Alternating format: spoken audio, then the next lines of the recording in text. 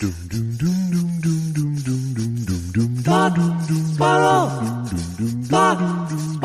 2 Jews, 2 mics, 2 hours, starting now. Hey, how many near misses this weekend? How many near misses on the way up? And how many near misses on the way back? We went through a cloud of drones. You look chipper for someone who's really not chipper. I am, I'm as chipper as I get, I think, right these days. What happened? Is he impeached in J.D. Vance, and then they went to Mike Johnson? Can't I just be happy to see you? Why is it impossible for you to say something sincere to me? And I'm all about sincere expressions to you. Yes. Often I'll say, how you doing? No. How really? How are you today? Yeah. That type of thing. Yeah. That cuts through the clutter. I'm good. I really am. I actually am in a good mood. I had a good trip. I had an especially good trip, in fact.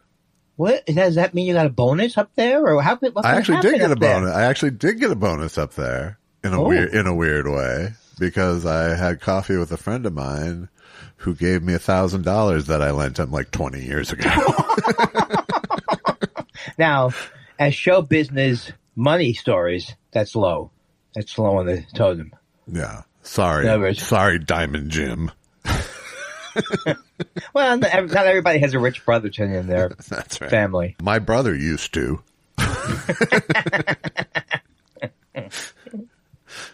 So that was that. And you had no idea it was coming, because I did at one point learn from that movie with Robert De Niro, the movie where I think Robert De Niro is the father of the Bronx Tale. It's a Bronx Tale. That's what it is. Something like that. But the lesson is the guy owes him money. Goddamn guy. Just let him go. Let him go. He's not going to pay you back. Forget it. All right. Right? My father's thing was he was very steadfast that you never lend money with the expectation of getting it back. That's exactly right. And I was able to do that after the first few people didn't pay. Yeah. It's a lesson you have to learn.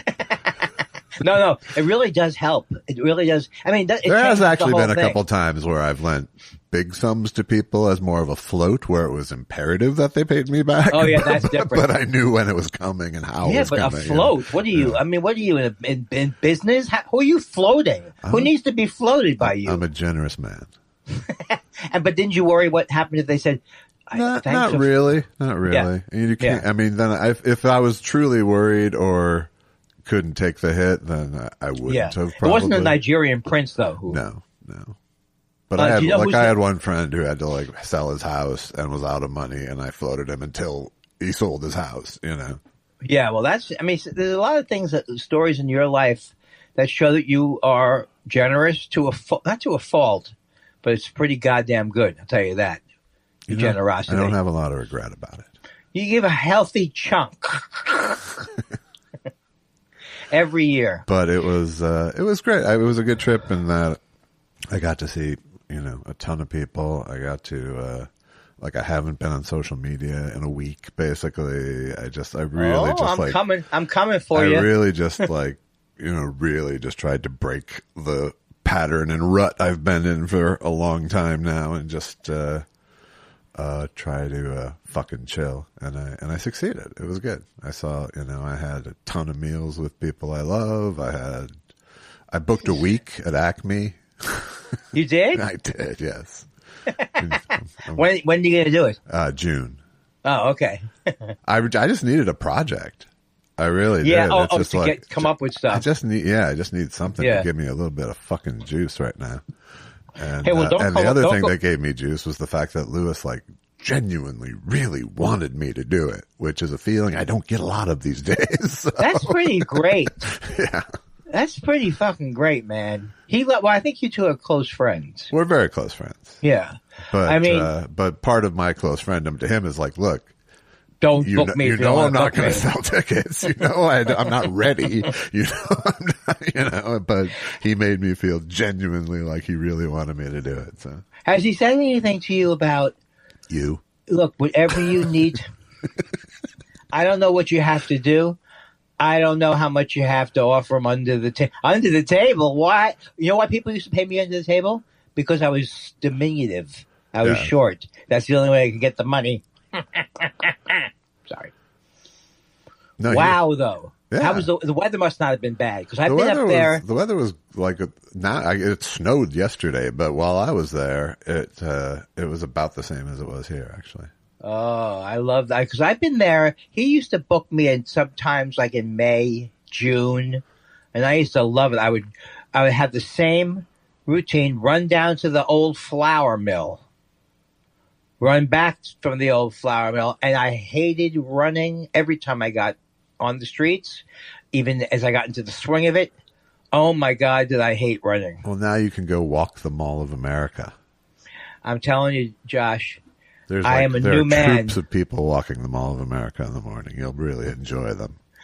It's a new life. Here's the thing that I think was like, I fell horribly once. Okay. So the second time I fell, I was like, I had to look at my life. And if your particular affliction is, if you hit any uneven pavement at all, you're going to lose your balance. Why are you walking downtown? What you? Yeah. There's no. When I walked by that place, I almost killed myself the first time.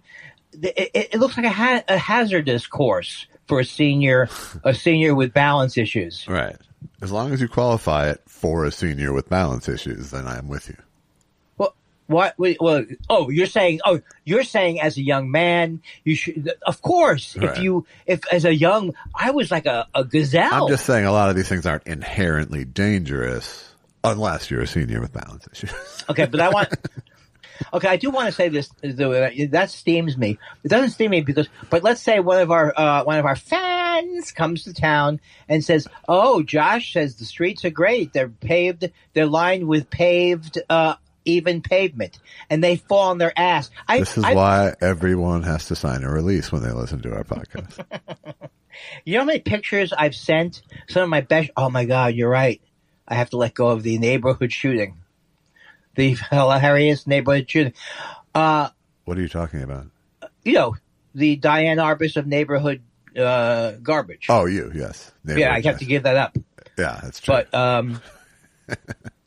all right, Diane Arbus of street garbage. Now I wouldn't use that on the poster. So I feel like a new person, although it's a little bit hard to. I don't know if I'm losing as much weight. Yeah, that means I'm not losing weight. Why don't I just say the truth? Yeah, I mean it's easy to know.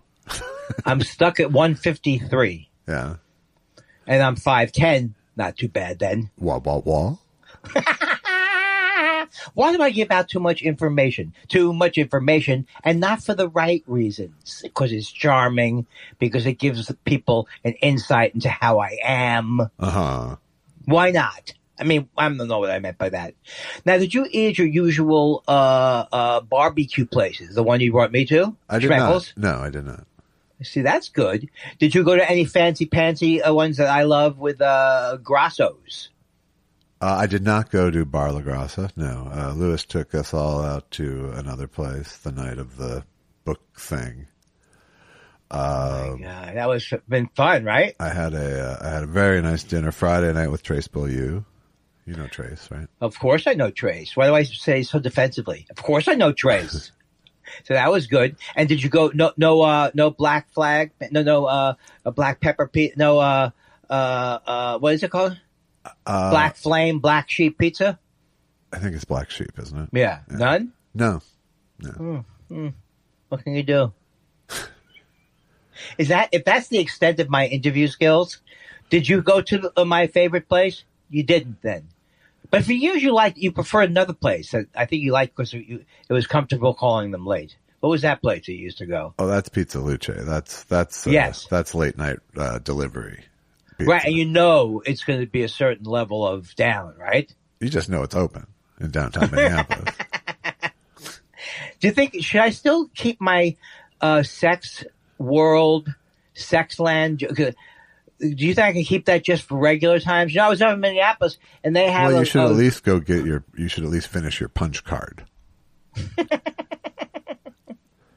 A lot of people don't realize that when you're a stand-up comic, you do indeed put a card. You put a card into what are these things called? Bachunga. What's that called? A bachungi. The time clock. That's how I would have been probably killed myself before I was 30 if I was in a straight job, man. Just the time clock would have just, and the fact that I didn't like the water in the water cooler would have probably. Yeah. And I hated working. And you have to talk about TV shows when you're standing around it. I hated working for him. I love my dad, but I hated working for him. Oh my God. Driving a van in Long Island City.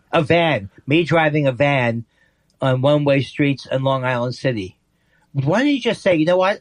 I'm hoping to kill you this summer. Would you like to come and help me?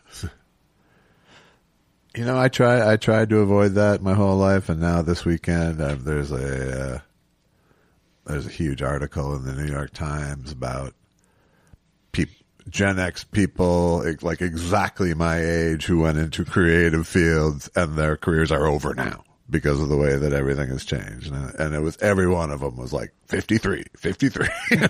Just like, well, I thought they were talking about Z people also didn't do well or something. No, they're just talking about Gen X people in this particular article. Right. You know, who are reaching what would have been in the past peak earning years, and we're fucking done with our fucking careers. So. But you know what's so sad about that is that I think Gen X had the coolest sound. Sure. Like the group X. It's way cooler than Baby Boomer. I'm a baby boomer. I just realized how horrible X is now because of fucking Musk. But at the time it wasn't. He took it from our generation. Yeah. No, I just. And I'm the same. I think I'm about the same age as Musk, by the way. Well, as who? As Musk. Yeah, but the thing was, I know that I always think about me and my needs, but I just had read an article this weekend about how Gen Zers are really in bad shape. They graduated when the pandemic, they graduated in the middle of the pandemic. Right. And they're all poor. They're very poor, all these people. Oh. And you said the trickle down would be, by this time, would be saved in aqueducts and reservoirs. This is funny Mark Russell level material. It really is. If only you had a bouncy C. Mr. Bush, he's not running anymore. Jeb Bush, no, he's not running anymore. Oh, okay. Did you get a temperature of what the Wisconsin primary was going to do when you were up there? You were in a neighboring state. I did not. I did not really feel the vibe, the cross-border vibe on it. But I'd like to think that us Midwesterners are spiteful enough to fight back against douchebag Magoo. Is this you talking about the Wisconsin race? You brought it up, yes. Yeah, but I thought it was Susan Crawford was running. Yes, but Musk is Who's the one. Mr. Magoo? Mr. Magoo is Elon Musk in this case. I was playing the dumb guy, you and were, I but played where are the boundaries of it, though? How do I know when when the needle's dropping on dumb guy? You know, the thing is, when I look at Hitler now, I go, how could he have succeeded? He looks like a buffoon. And that's the same thing I say about Elon Musk. How could he have succeeded? He looks like a buffoon. But now I have to say, and I hate to say this, Hitler had twice as much style as Elon Musk. I hated what he did, but at least he looked like he belonged in a uniform. At least he brought Hugo Boss in. Is Hugo Boss the Nazi suit maker? Yes, he designed the Gestapo look. But the original Volkswagens may not have been made by literal Nazis, right? No, they were made by literal Nazis. I mean, not everyone was necessarily a party member on the assembly line, but it was an initiative of Hitler's. It's so quaint to make jokes about how horrible Germany is when our country is decidedly worse. Not decidedly worse. I don't think we're decidedly worse, but we're in the conversation. I didn't even mean it when I said it. I was more like projection of 6 months. Yes. Down the road. He seems to be getting some blowback for some of his stupid, cruel, horrible things he's doing. Yeah. I think it might be the way that it's helping nobody except for billionaires and people who've gotten pardons. Well, the thing is, I saw this woman. It was really I'm sure you saw the footage of this woman who's a student, and they took her at the street, and they just, all of a sudden she's getting arrested. You didn't see that footage? No, I did, of course. Oh, yeah. Okay, so there's a woman who comes up at the end who's like, oh, I guess I better, I'm not doing a woman thing. I guess I better join. But she just has just nice hair, and she's dressed nicely, and she's coming in to back up this thing and back up the fucking what they did to this woman, and the fact that I guess they're ICE. I don't know who these people are, but the fact that this woman is like, her hair looks good, she's wearing a nice top, and she's on the perimeter of someone being kidnapped from the street. And I don't understand. Was she one of the ICE agents that you're talking about? Yes, that's what I'm saying. Yes. Okay, I didn't say it clearly enough. No, it sounded like it was some bystander who was No, I would not in. make fun of a bystander with nice hair who didn't jump in.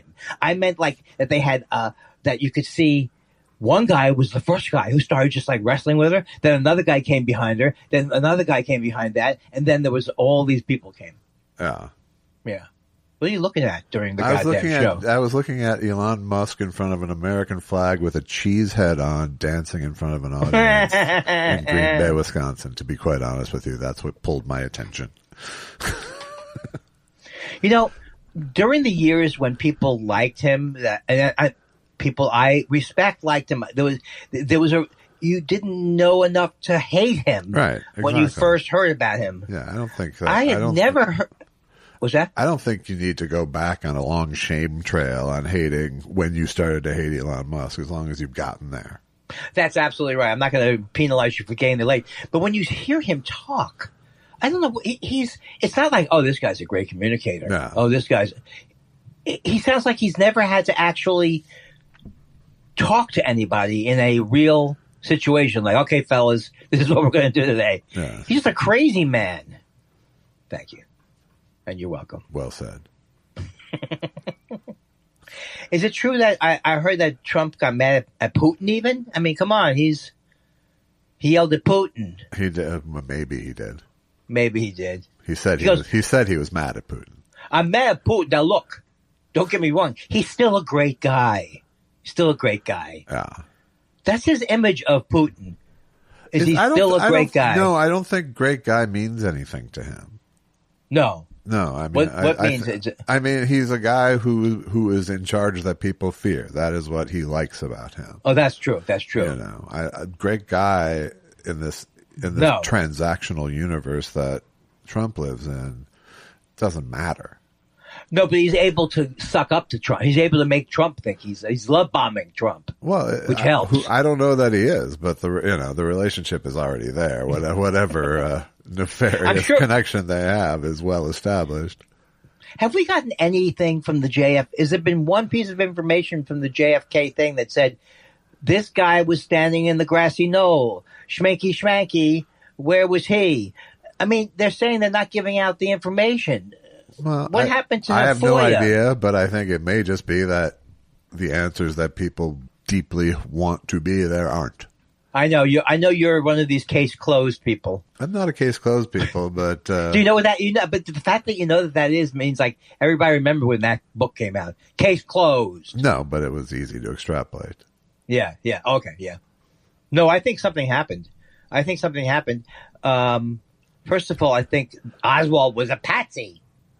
Yeah, but the thing is, you look at the fucking kid on the roof who took out Trump's earlobe. Yes. It doesn't take that much for one fucking crazy guy to take something upon themselves. You're right. And it's like RFK. I don't think Sirhan had anything. But the thing is that they were. What was I going to say? Something about the stuff the country was doing then was so horrible. in the name of CIA, and the more that we find out about it, like all these. No, I mean, and I think that's the reason that the conspiracies all live on is because because it's like because he had mafia ties and his dad screwed over the fucking mafia. There's one. He had communists who fucking hated him in Cuba. There's two. He had parts of the FBI and other parts of the quote unquote deep state who fucking hated him. There's three. It's like. It's easy to spin the stories. Well, but seemingly those dots have never been connected. No, and I don't know. All I'm saying is, of all the assassination sites that I've visited, which would be one, I did stand up in that book depository and I said, "It does seem like kind of an easy shot." Yeah, it never. I was there as well, and there was nothing about it that even seemed easy. No, that seemed hard. Doable. It seemed doable it seemed absolutely doable.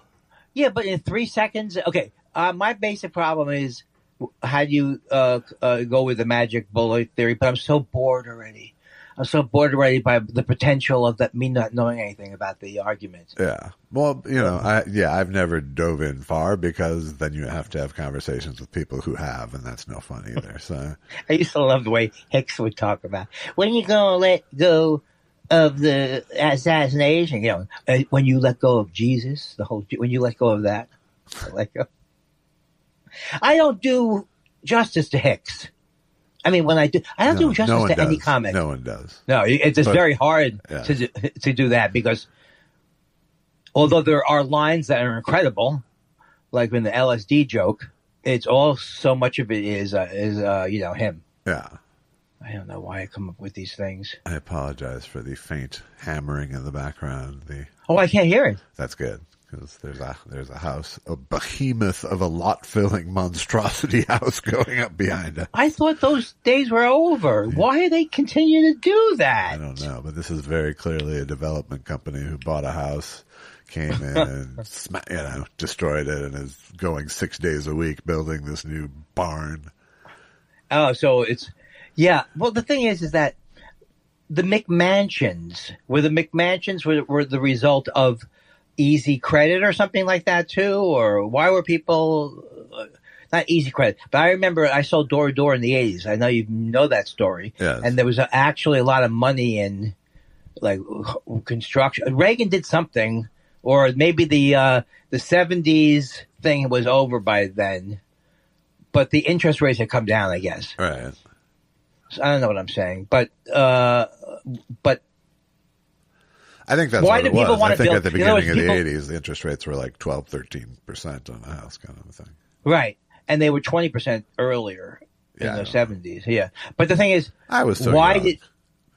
But I think what happens is that people did get into this thing like, what's the monthly payment going to be? But there is that type of thing of, I just want more on my house. It's like, I wanted my house. People, I do think, must place their ego in what kind of house they have. I know I'm not a genius. Well, but, I mean, everyone does. Everyone in this town, especially. When was the other period? Although I have to say, in this speaking of this town and careers being over, having just mingled with people recently, there's never been less stigma for having your career be over than right now. Oh, you fit right in. You fit right in. I've been working 4 years. How did you survive that well? What were you doing 5 years ago? Yeah, that's true. That's true. People are much more readily willing to answer nothing when you ask them what they're doing. Yeah. Well, the thing is that every day you've got the sword of Trumpcalese over your head. Trumpcalese. I have a certain way with words. I'm like, I'm not a wordsmith. I'm not. No, you're not. No. Do you realize I was thinking about all of my references are old, right? Uh-huh. I am old. Right. So, I think I made that joke before. Yeah. I also am old. But I have references twice my age old. Philo T. Farnsworth. I never worked with him. No. What gen is doing well now? The country's not doing well unless you're really, really rich, like Rich Brotherton. Yeah. Even he is probably pretty cranky these days. Why is he cranky? Because of Trump? Because of the market. Oh. I thought it would be like, because he finally really, he never liked Trump anyway, but. No, I'm not saying he grew a soul. What if this is the one that my brother listens to, and without any context, he thinks that, what's this Rich Brotherson thing? Why is he mocking my, he does not have the focus to listen to this 2-hour show. That's good. That's good news. What were you laughing at there? I saw you laughing to yourself. No, I was just thinking of funny ways to sabotage you with your brother. I would like to say to any of the people who listen to the show in L.A., do we have people in towns like, oh, these people are in L.A.? I think we have on the 17th, three local listeners.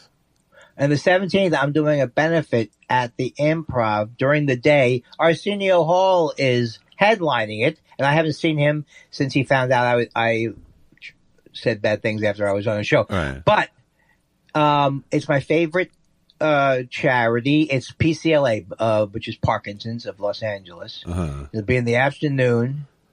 By the way, so get tickets. They couldn't fucking give an evening to Arsenio for Parkinson's? I didn't think about it that way. Yeah. One of those classic daytime stand-up benefits. What the fuck? Most benefits start at 3. All right, look. All I'm saying is that my mother had Parkinson's. Our friend Judy started the organization with her husband who passed. And now you're making fun of it. And now, you know what? Fuck you and fuck you've hurt me. Oh, man. Hey, tomorrow. I did go on the Blue Sky this morning for the first time in a while this week and saw that you're playing the Encino Elks Club? Man, I hate to brag. They said this dinner, $10 and you get a free meal. How good could the food is now at the Elks Lodge? You're doing soup kitchen comedy. Isn't that the one you told me about a long time ago? No, that's not a top 65 room. The Elks Club. A top 65. 100 places to see stand-up comedy. What about if I'm in? No, that was the thing. It was that it wasn't just 65 places to see stand-up comedy in LA. It was the best 65. The top places. Yeah. There's no question that there's other little one-offs.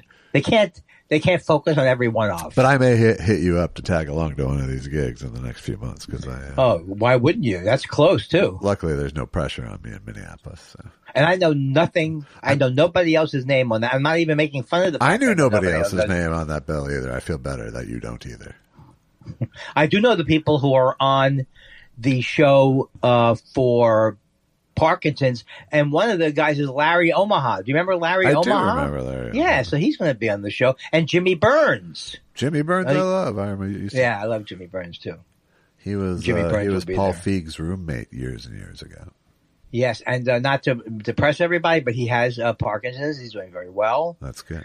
And he's a wonderful man. And let me tell you about some of the other benefits that I do. I don't like to talk about them, but now that we've uncorked that bottle, no, sorry. The only one I ever did with you got paid for. This is the thing that I will never forget. You will never forget this. About 5 months after I decided I'm not going to another city to do a benefit.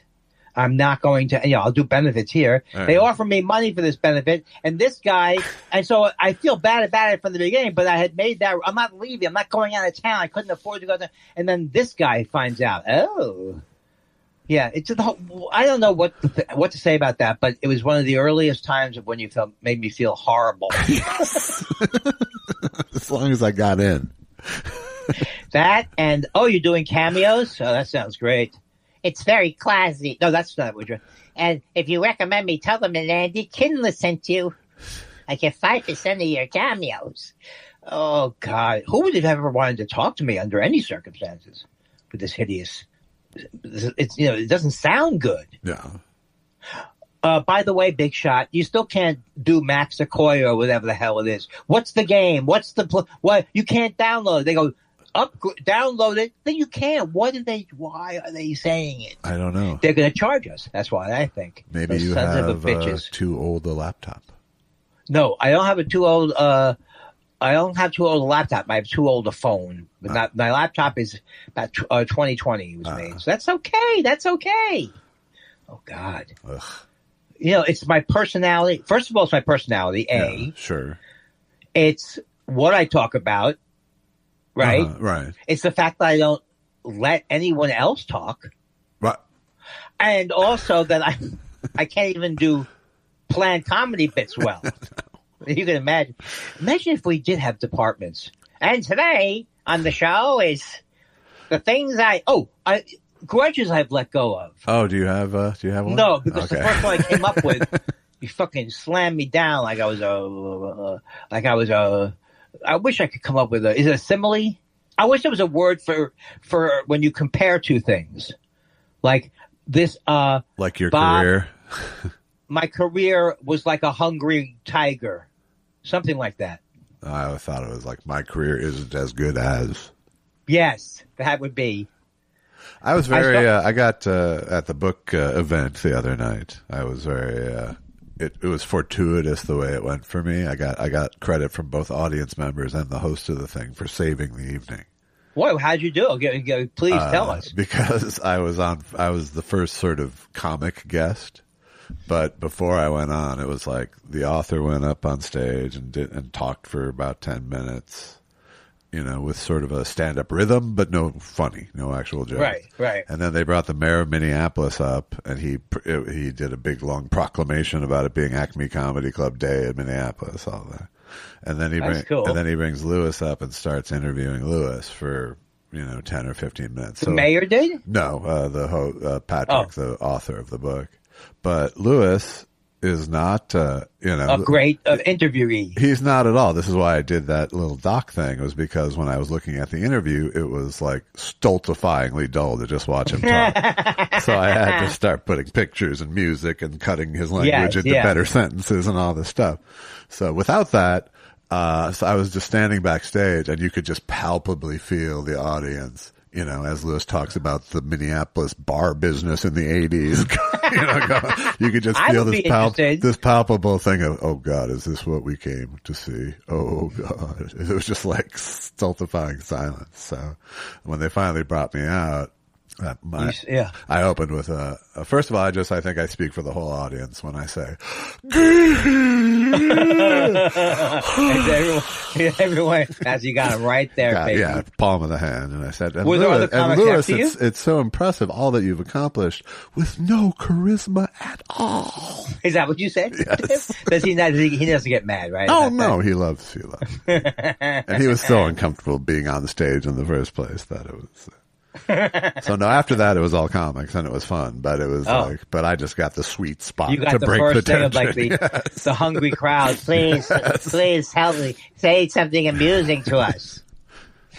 Well, I hope the book, he's not advertising the book is funny if the guy is not funny who's pitching it.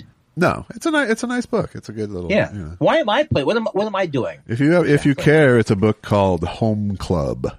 But the something Acme, and it's by Patrick Strait. Patrick Strait. It's called Home Club. Yes. And if you go there, don't forget to go to Kappa Keepy Cop Bang. I still had to have a little problem there. You're fun. I know. You know what it is? It's like people say that I'm I'm the Danny Kaye of unimportant. I don't know. I don't like Danny Kaye, but I know that Mary Willard and Fred Willard love them. And so the chalice with the palace has the brew from the Jew. Right, but you like? Is it something that you've come to admire? Hans Christian Schmeckel, son. No, my dad loved The Court Jester. He loved that movie, I remember. I have never seen that movie. Is it really good? That's the one with the pellet and the poison from the vessel with the pestle and the chalice from the palace has the brew. That is true. That whole thing that I was just referencing all comes from The Court Jester. Wow. But I never saw Hans Christian Andersen because there's Christian in the name. Also, it was one of those things that we were subjected to as children every year. No, never. And the one that I loved every year was Laurel and Hardy, March of the Wooden Soldiers. Oh my God! Whenever Laurel and Hardy did something that was good, and then if Abbott and Costello got involved in Frankenstein, I was. You know how many people's that favorite movie that is? I saw that movie so many times. It's not just me. There are some people that movie. But that's a New York thing. Oh, you think so? Okay. Yeah. No, I think was it WOR that played Abbott and Costello and Meet Frankenstein all the time, or whoever. Abbott and Costello Meet Frankenstein, and at the last he goes, "Who am I? I'm the Invisible Man." That's how I just ruined the end of it. But everybody who has that movie as important to them, I know, comes from New York. So it must have been a local TV perennial. Right. And Drew, who's the guy who's the great caricature? Drew Friedman. Yeah, he loves it. He loves the Stooges, though, which is... It's where we part ways. Well, here's the thing, Josh. I did this joke for years, and now I realized that people might have been taking it the wrong way. To me, it was clear. I said, women hate the Three Stooges. You know that women don't, and I think finally figured out why. They're not funny. I meant the Stooges. Right. You think you meant women aren't funny? Somebody. Look, it couldn't have been a joke that did that well if it was based on it being all the right reasons. Right. It's really more of an opinion than a joke. Top 65. I can't even I'm trying to find, I'm going back east at the end of May. I'm trying to find a cannabis shop to get this stuff that we love to sleep with. And it's like New York. I'm just telling you for an absolute fact. Everything is worse there when it comes to technology, something new. DMV, 9-hour wait. You'll get punched in the face. Everything is better on the West Coast, even though you have to wait in line. Nothing like especially the bagels and the pizza. Yes. And can you imagine Andy Kindler, shallow, superficial, coming out here in 1978, wanting to make it in the music business as a singer, songwriter, guitarist, and whining and belly aching about the quality of the bagels. Not the bagels so much. The worst thing to me was like places like Earth, Wind, and Flower. No good pizza. Now, I put my hand out the window. Fucking, I get a nice Napolitan. My head hurts from playing the dumb guy. Whew. It's not easy. Whew. I think it is easy. Oh, Josh, what we have going here. Yes, you do all of the work. Yes, no one listens. Yes, it doesn't seem. But what about even if there's one person in Pocatello who listens to it and says, you know what? Not great. That makes me happy. There you go. Yeah. Okay. I did find that editing on the plane is one of the few places where my focus really stays intact. That was on a flight at night. I can keep my focus on editing. That's pretty cool. Yeah. What happened? I was ready last Friday. You never told me you weren't going to be in town. Funny stuff. Andy Kindler has funny stuff. What is that song? I believe it's Andy Kindler has funny stuff. The love theme from Andy Kindler has funny stuff. Here comes the boom, boom. I think it's one of those cartoons. You're doing well here. Hey. Did you see that they canceled Amber Ruffin from the White House Correspondents' Dinner? Why? I love her. I know. I'm just, but I feel like in this particular climate, that's like the best outcome for her, because it gives the air that they're afraid of what she's going to say without her having to do it. I thought they were going to start standing up the White House press corps or whatever. What a bunch of, those law firms. I thought those big law firms, you can't fuck with a law firm, and yes, you can fuck with a law firm. Yes, you can. So when was the White House thing supposed to be? I don't know.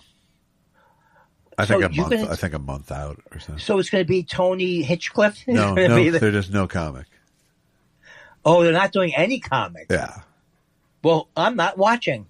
So you think Amber Ruffin isn't even that upset about it? My guess is no. My guess is that she was probably nervous and excited about the thing. Yeah. But the sense of relief that I would get, knowing that the temperature in that room. The temperature of that gig is, I respect someone who steps into it, but I also sort of feel an empathetic relief for them.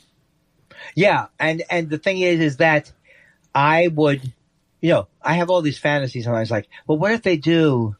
Should I have plastic surgery if I'm 75 and they ask me to host?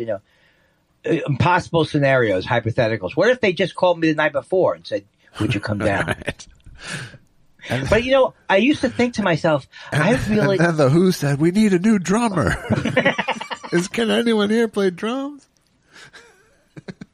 But you know what it is? I used to think when I would watch award shows, I used to think either I will be on an award show once, or it'll be a crushing defeat for me. And I know I went. I'm not saying I didn't go to the cable, the Cable Ace Awards or the Comedy Awards.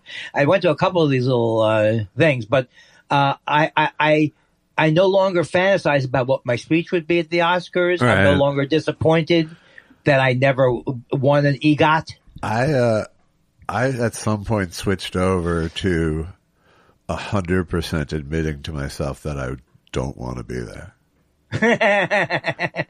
It seems like it's horrible. That's part of why I've come to peace with my sort of mutual parting with show business, is because even the best case scenarios for me are just like so incompatible with what I would actually enjoy. Uncomfortable events. Yeah, you have to be nice to this one, and I don't want to be nice to those. I hate half those people. Not really. I don't hate half of them, but. But also, I keep placing. So anyway, I think it's good sign that I don't spend as much time with elaborate fantasies in my head about things. It is good. It is definitely that I good. wanted to do that I'll never do. I will not be in the Rock and Roll Hall of Fame, for example. I look forward to. I guess it'll be in my 80s to playing guitar, putting a band together, but. So far, I've done a lot of work with the 4-track. I mean, the 8-track. Don't get me wrong. But I look forward to playing guitar. But when is it going to ever be that I'm going to have to, this is the worst problem I could have. Folks, I know the country's going down the drain, but I would like more time to play guitar. Right. Yeah. There's no problems that I have that sound like, first world, third world. That sound like actual problems. I don't play the guitar enough. Right. These are my golden years. I should be playing the guitar. I should be joining a mariachi. I should be doing ballroom dancing. Ba ba dingy shang shang. And yet, what are you doing? I'm applying for Dancing with the Stars. No, I'm very happy about stand-up. I just can't seem to schedule more than one event a month. Yeah. So, no, I mean, I can do it. I can fill up the whole schedule. Right. But then I wouldn't, and then every day when I go, I'm not performing tonight. That would be, you know what I mean? It's like, I'm comfortable home with the wife. It's dread management is all it is. It's dread. That's kind of what life comes down to these days. It's just dread management. And nobody says this, right? When are you going to make another video? No one's ever asked me that. When are you going to do another video thing? And my thing is, no one ever. Oh, can we eliminate this one? I hope we can. What could go wrong? What could go wrong with that? That's used all the time. Oh, how could that go wrong? Or maybe it hasn't been used so much because you don't even, you seem to be the one I'm referring to. I'm with you. I just, it doesn't open up a wound as much as some of the others. And for those who are not watched The White Lotus, I could do without the instead of what could go wrong, the narrator.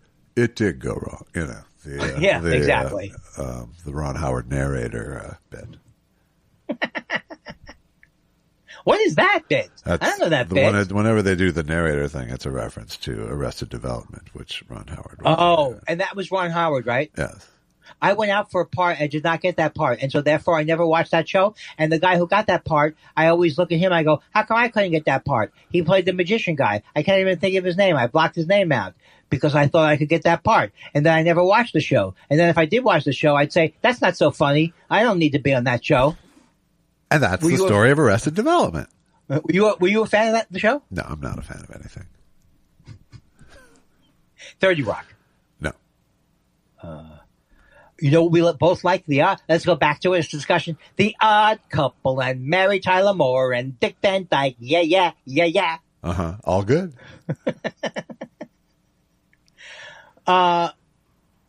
You know what? If I ever went to the award show, I would wish that I have Harrison Ford. You know, the sense of humor of Harrison Ford is like the person's reading and he's reaching for food.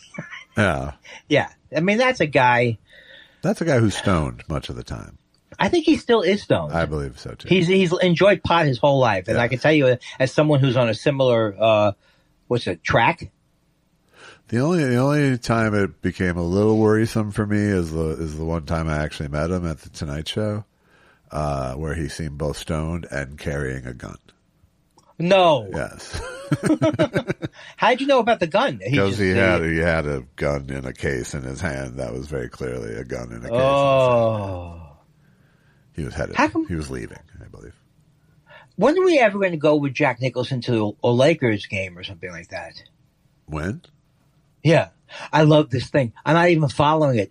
I just love that Stephen A. Smith is making further and further statements. It can't be going well for him. And now other people go, well, maybe they think LeBron's a bully. I say nay. I say I love when this Stephen A. Smith gets into himself, talks about himself in the third person, and ups the ante. And still going on now, right? I think it is. I've sort of tuned out of it because he said something bad about his child now. I don't even think it's his child. No, I don't think. Don't start doing. Don't do That's your not funny. Don't do your Stephen A. Smith. Oh, did you think I was going to do a black voice? It was kind of a little bit like that. Well, here's the thing. As you know, we're both lily white people. Uh-huh. I used to do an impression of Tavis Smiley, right? Sure. And Janine, I said, on the Tavis Smiley show today, my guest is Cher, who sang a great song called Gypsies, Tramps, and Thieves. And Janine Garofalo said it's not racist, is it? No, I think it's more bullying him for a speech impediment than it is racist. Oh, is that what it is? Does he have a speech impediment? That's what you seem to be accentuating. Gypsies. No, it's like, today on the show, Dr. Cornel West and the singer Cher. I don't know. Why? First of all, Tavis Smiley's not around anymore, so cut it out. Yeah. And Mark Halperin isn't around anymore, so find new enemies. Right. Don't look at the clock. Not when I'm going. I want this right here. No, I think my dog may need to go outside. Oh, okay. Let me go. I'll hold. We'll be back. We'll be back. We'll be back. We'll be back. Sorry. There's no sorry when it comes to taking care of your pets. That's right. Yeah. Your pets are your life. Man, they were happy to see me when I got home. Oh, so there's no question. A lot of people say they don't care about you, but absolutely. They were like crazy. Very crazy for you. Very happy. Jumping up, jumping down. Isn't that the greatest feeling in the world? Not maybe the greatest, but a very good feeling that you have love. It was mostly them going, she doesn't feed us. She doesn't when you're gone. No. She doesn't feed us. I can't. First of all, I find it very hard to believe the idea that the dogs are whispering. I can see them talking. Well, she was right there. And then she came up behind Cody with a know how to feed us treats. She just doesn't get it. She doesn't get it. I like that. Do things fall apart when you're out of the house for a week? Because you're the man. No, but luckily the cleaning people came while I was gone, so. You have quite a life in the manor over there. Yeah. So what do I want to say manor? Gracie Manor, right? Right. You know, when we first started the show, I would get a juicy thing like that and go, why do they call it a manor? How come it's not spelled like manure? Why not a womaner? Yes. And in many ways, I think that was better because I was trying at least back then. Maybe. Did it seem like you were trying though? No, I seemed like I felt like I was trying to get out, Josh. You kept holding me into this prison of listen to what I'm saying or listen to anything I say. Look at this display case of first thoughts. I had all these shows I wanted to. I guess we can do it Friday or something. I had all these shows. I thought that I told you the show with Sterling K. Brown.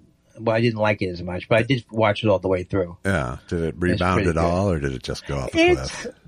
It did not fall off the cliff. It actually rebounded a little bit, and I actually think it's just this weird thing. Once you stop the agreement to like something, it's very hard to like it again. I agree. And yet, I do think it happened to me with Ted Lasso, very notably. Did you just you couldn't take it anymore? I was just, I came back to it. I was like, nope. It's gone. My patience for this is gone. Well, same kind of thing. I didn't watch. I stopped watching the restaurant one too. Oh, The Bear? Yeah. I've watched all of except the last episode we're savoring. We love that show. But the one thing is that we've talked about that when the shows, there's so much distance between the first year and the second year. Yeah. That people do sometimes go away. Yeah. I've seen Wicked 7 times. Yeah. It's unbelievable. You know what I like about it? I like when they're adding music. I know you don't care. You're defying believability. Yeah, but I watch Saturday Night Live every week, unfortunately, because it's really not so great now. But they got into this thing like 5 years ago. Yes, will everything be a musical sketch? Yes. Will everything either a rap song or some kind of music song? Yes. And it's like half the show or 3/4 of the show, they burst into song. Yeah. And I'm telling you, I can't stand it. And I'm telling you, they better replace that Lorne Michaels with a young kid, a young guy who gets it, who really understands, is plugged into the scene. When he passes away, which I hope never happens, will that show stop, you think? It'll be much more susceptible to stopping. Yes. Would you think they'll bring Jean Doumanian back? Probably if she's not. alive. I think she's dead. Andy, don't. This is one of our favorite bits. I go, Jean. Now, I had lunch with Jean Doumanian. She's dead. What? And we would go on that way. I can't think of anyone else who died. Betty Friedan. This is going to be the type of dementia I have. Will be, yes, he does seem to recall words, but the words don't connect in any way that makes any sense. Yeah, but he was always that way. Not like this. You should see it, really, in person. Hi. Andy, would you like something to eat? Hi. You're right. He seems to be stable. You're just lucky you're not much of an earner, so that people aren't propping you up on stage to keep it coming. That's right. That's the other thing I won't have to worry about. I won't have to worry about the great Andy Kindler at age 95 being wheeled onto the stage you won't after be having a Frankie Valli situation. After being kept out of the United States for years, I returned like Charlie Chaplin, and I'm crying. Yes. I don't have to do that. Well, the crying part, maybe. The crying part, it comes.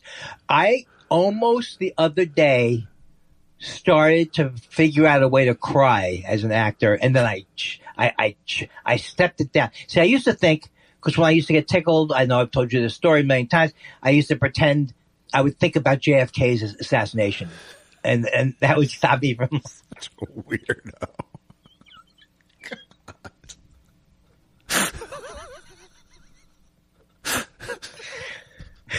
That was the two stories from my family where that you couldn't tickle me. I think of JFK's assassination, and then the running theme of Mickey Rooney made it. Mickey Rooney made it, and he was short. Yeah.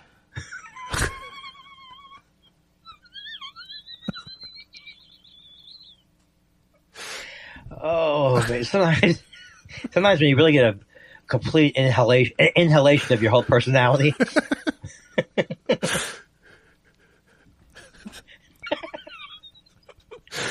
Oh, my goodness gracious. Oh, that knocked my memory out. That doesn't usually happen for me. Well, I say take a few days and reload. 7 steps down, though there's no one else around. It's the one place I can stand to be alone. 7 steps down, yeah, when I come to town. It's the only place I still feel at home. 7 steps down, when I think I'm gonna drown in the flood of memories swirling above. 7 steps down, carpeted in brown. It's an ugly color that I've come to love. Yeah, I'll be down there where nothing's ever changed and not a thing's been rearranged since before everyone went away. Yeah, I'll be down there staring at the ceiling, trying to recapture a feeling that grows fainter with each passing day.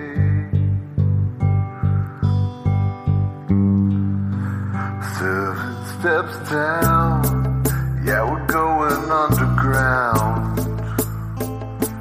where you can't tell if it's night or day. 7 steps down, yeah, my heart begins to pound every time I try to go the other way. 7 steps down. Oh, oh, oh.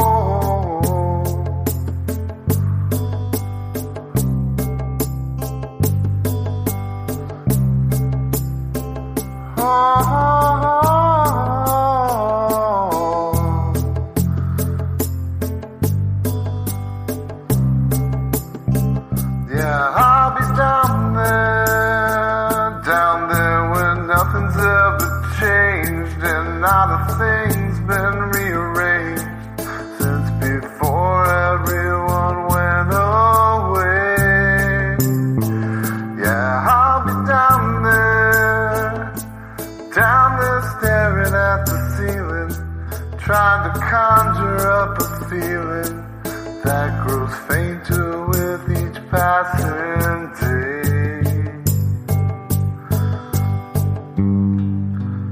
7 steps down, though there's no one else around. It's the one place I can stand to be alone. 7 steps down, yeah, we're going underground to the only place I still feel at home. Can you hear me? I can hear you. Haha, now you can't fake it. Do you love my new character, the life coach comedian? I hadn't really felt that character come to life yet. Have you heard about it, though? Well, just on the internet. Yeah, so, I've fallen many times, right? Sure. And you can get up. Yes. Let me do it. No, you did it already.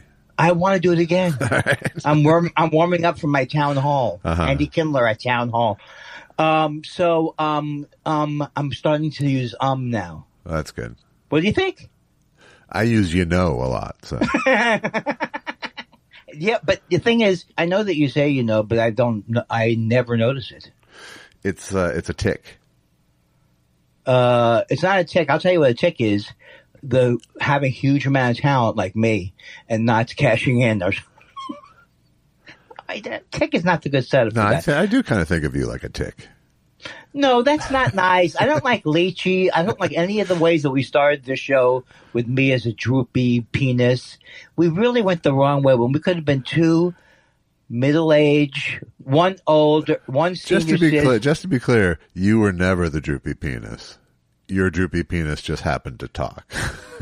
Oh, that's true. That's true. That's true. And in fact, little known fact, I auditioned for the part of Droopy, and I lost out to you. I'm just glad you got past it. I'm not past it, fuckface. Hey, that was a great tweet. I mean, Blue Sky. What was? You go up to the. I only got it because somebody else retweeted it. Oh, yeah. You go up to the Trump person, you hug him, and you go, "Thanks a lot, fuckface." Nice job, fuckface. Is that not yours? Am I on the No, wrong it is. site? Would you like What me the to read hell it to you? I'll read Yes, it to you. please. All right. Let's get it clear. Please.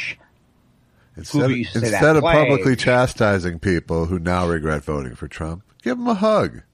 When you're in nice and close, whisper, "Nice job, fuckface," in their ear. Don't get you really overacted that for me. I'm gonna sold remember it- that for the rest of my I sold life. it like theater. You sold it like I hate it like poison. Okay, I hate her like poison. This is my Blue Sky Almanac. Ooh, is that what's his name? Yes, it was. What's his name? Ooh, and I said this many times that Gruber used to do a great. What's that guy's name? Speckle Schmink's name? Garrison Keillor. And the men ate their Johnny cakes. I got a Civil War, and the men enjoyed the.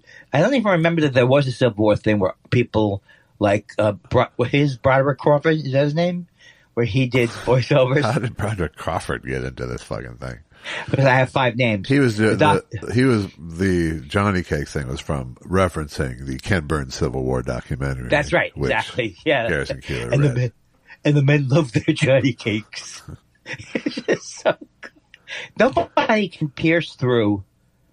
You know, you wouldn't think of Gruber as what's it called when you're a disturber or not a disturber, what do you call a disruptor? I'm not using one of those things, but where you really get to the heart, social satire, whatever it is. I mean, he just gets to the heart of, like Todd Carlin. It's not a put down of George Carlin. It's a hilarious Todd Carlin thing, and he's not a particularly.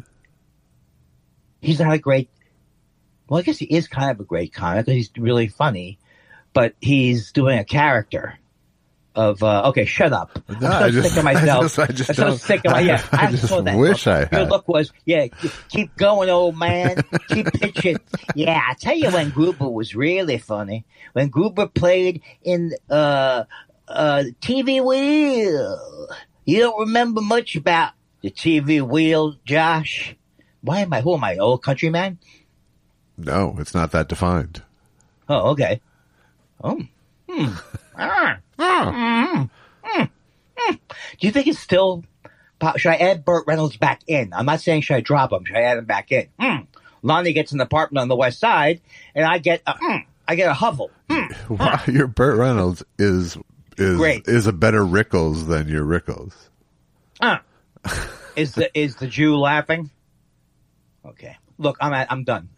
I'm not done with the show, although you will get a letter. Either way. You will get a letter from Dewey, Cheatham, and Howe that explains. Is that a law firm or is that an accountant? That's a law firm, I think. Okay.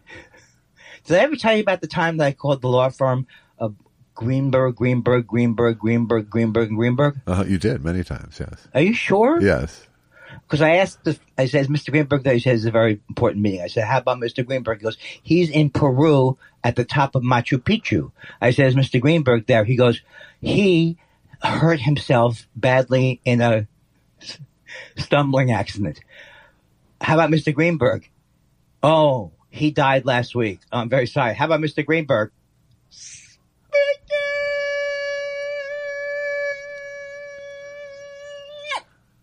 Thank you. I think everybody... See, I think those is an homage to the early show. Yeah. You think it's just repeating stuff. We're different. I feel like I'm drunk. My attorneys, maybe attorneys from Chase, Ketchum, and Lynch will be calling you. I'll tell you something. Why did Doug Emhoff... I don't even want to get into it, but... Is he going to leave the firm? He has to leave that firm. The only... Right? I have no idea how he's going to play it. Well, she came out and said everybody's got to stand up, which I thought was great. Yeah. He has to be one of those people. Is he still with the firm? Yes, he is still with the firm as of now. I have to blow my nose, and I have to go into another room. All right. I have to sob while I watch my net worth float away into the ether, thanks to our great president. Okay. I don't want to say, and you would never say I'm stupid, so please don't reinforce any sense of me being stupid. Yeah, it's more of an eyebrow raise now. Okay. Yeah. So everybody at their first instinct is to think of themselves just reflexively, right? Because if I go, like when they said the government was going to close, I was like, oh, fuck, Social Security checks, right? So the fact that my pension is locked in, am I different? Does that mean my 401k can't shrink? Well, you don't have a 401k. You have a pension. They're different things. Oh, okay. So it's locked. Okay, don't look at me like I'm that stupid. No, just please I told be you nice. it's just Be an eyebrow kind. thing. Be It's kind. just an eyebrow thing. Also firm, very, very firm, not warm talking, just the information. Yes. Part of the gutting of the middle class has been to move away from the pension to the 401k IRA situation for people, which makes it a much, as we're seeing, a much more flexible outcome. So you have a 401k? Well, I have an IRA because I've been self-employed, a SEP IRA, they call it. A SEP IRA. I had that in the Navy. I believe and it's a self-employment pension or something like that. Sepsis. It turned into sepsis. Yeah. Well, so is mine right now. Thanks, asshole. That's not funny. My father died of sepsis. Then he was revived, and then he died again in 2015 when he knew Trump might win. Yeah. Well, again, not funny because my father did, in fact, die of sepsis when his diverticular Oh, really? burst. Yes. Oh, really? Okay. Yes. My father died while he was making fun of your father. Yeah. That doesn't make sense because your father died before my father. Yeah, about What year was your father? Did your father pass? 1995. Oh my God! You know what I'm saying? I have no right to have any. I don't have any. Here's the thing: I shouldn't have any reason to be sad. But it's wrong to. I'm thinking the wrong way. It was not a plus that I had two parents. That wasn't a plus. Why am I presenting it as well? I had two parents. They didn't get divorced, just like you. You had two parents. They didn't get divorced, so I had a normal childhood. I know I'm running around the. I'm getting a real bad case of Friday Andy right now. I can get there. I can get there. I can't. Is that how he goes? I can get there, but I can't fall down. Hey, what's the deal with this clapper? And I'm serious now. I'm trying to bring it back. Not the one you're talking about, the new digital LED clapper. I thought you were speaking of James Clapper. Oh, all right. I can't remember if James Clapper's a good guy or is he...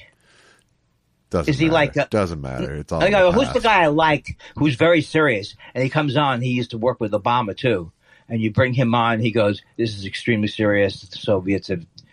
Soviets, he doesn't say it. He's not very serious if he does. No, he's not very serious.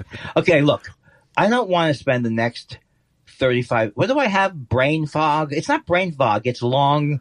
It's not long COVID. It's long stupid. You have long stupid very badly. Okay, so, but I'm not the stupidest person on the planet that I couldn't figure out if my thing was locked or not, right? Which thing? My pension pay. Right, yes. No, your pension. That's a fixed. Don't you worry. Right. Don't you worry your old little head. How about Social Security, though? Can't that go down if the economy tanks? They can tanks? fuck the fuck out of that from here. You heard the guy Howard Lutnick, right? Yeah. The guy who said... Why can't you be more like Howard Lutnick's mother?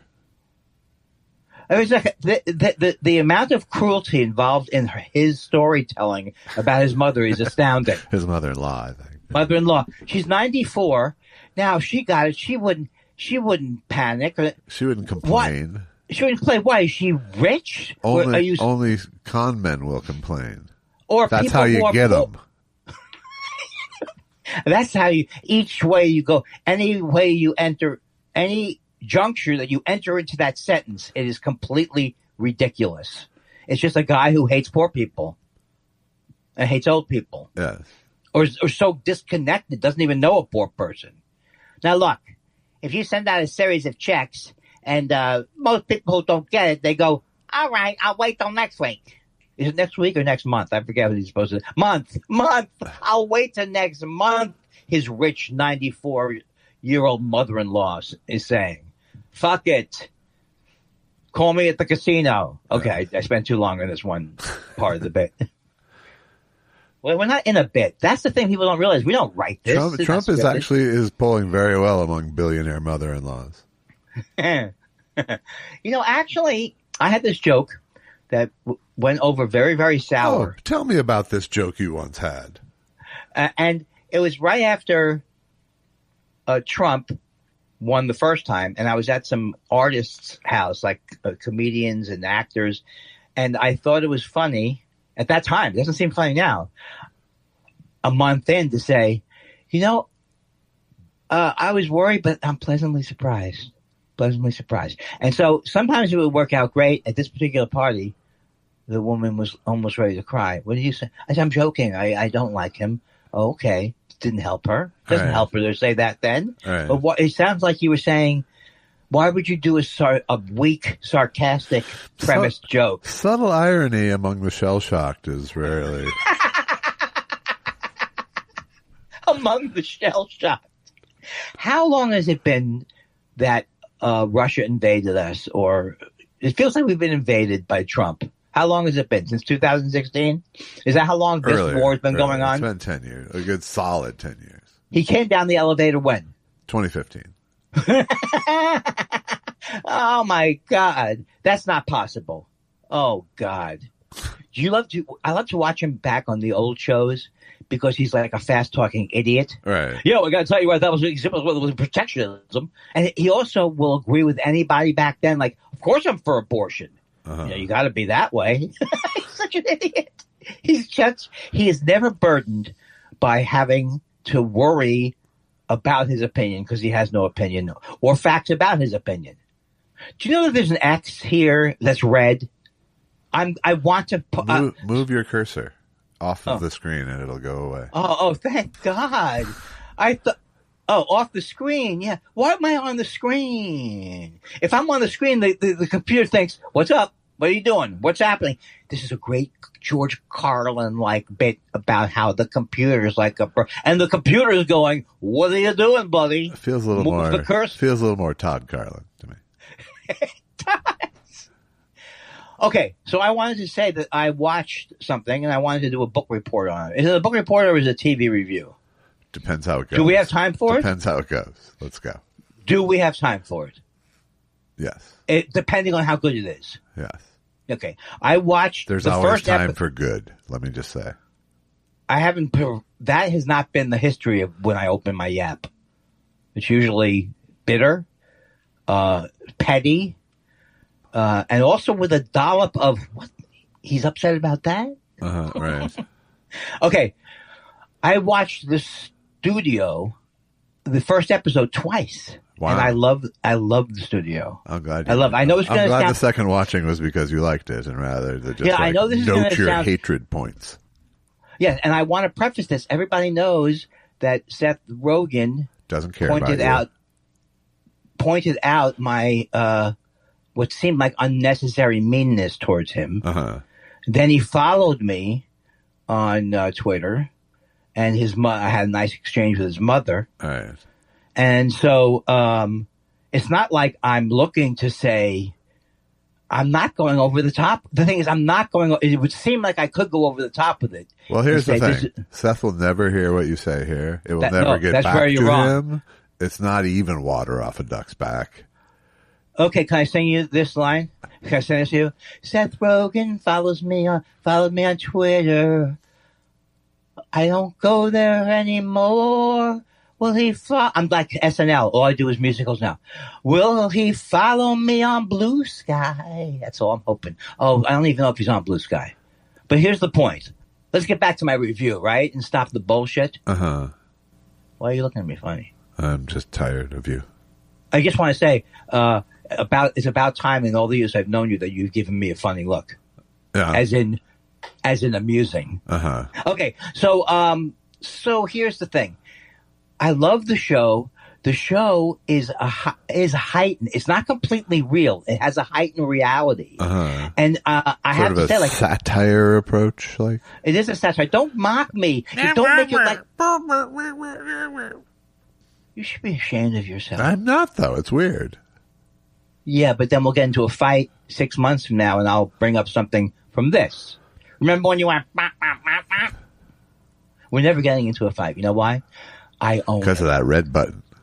I own it. I own it. Uh-huh. I'm an unpleasant person. I don't listen very much. I have to dominate every conversation to prove I'm funny. Most of my topics I talk about are shallow and unclear. Check. I should never have put out one of those Tao of physics books before I had knowledge. Okay, so all right. So don't forget the long stupid. What's happening with Andy? He has long stupid. Come on, that's not funny. It happens to be a fact. Well, when did he get it? We don't know. Long time ago. It's like Lyme disease. Did he exhibit stupidity when he was young? Yes. Okay, so the other thing is that Seth Rogen, who has a gravelly voice, not that he wasn't funny earlier, but he's really grown into himself. Yeah. He's very funny as a person who's not a young man. You know what I mean? And the thing, you know what I mean? Well, we'll say something that means anything. Then he'll say, yes, I do know what you mean. Okay. So he plays this old Jew is what I'm getting. He's a good old Jew now. Right. But there's so many lines that are so funny that you have to watch twice. Like he meets, and again, there are times when you could say it's a little over the top or whatever, but they're making choices to make it heightened, but it's not like Barton Fink.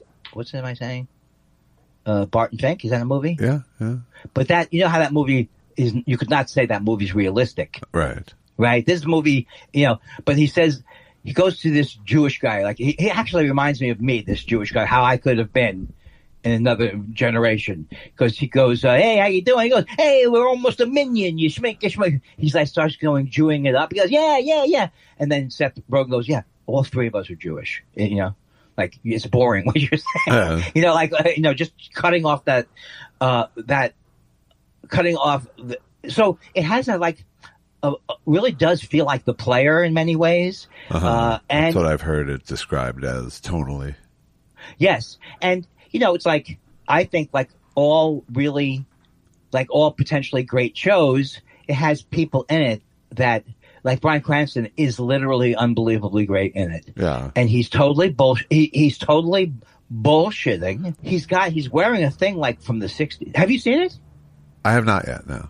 Okay. I mean, I'm not like excited to see it just because it's showbiz satire, but I'll watch it, you know. Because it's showbiz satire. No, because Seth Rogen is like a son to you. Right. In many ways. And to me, I'm like his horrible uncle who never made it and yelled at him a couple of times. Hey, I don't like that kid Rogen. Rogen, get the fuck out of here. No, the problem was you were the cool uncle who made fun of him, and he couldn't understand why the cool uncle didn't like him. Right. But now as time has gone along, obviously. No, now you're the sad uncle. Now I'm a sad uncle, but my sadness does not have anything to do with him.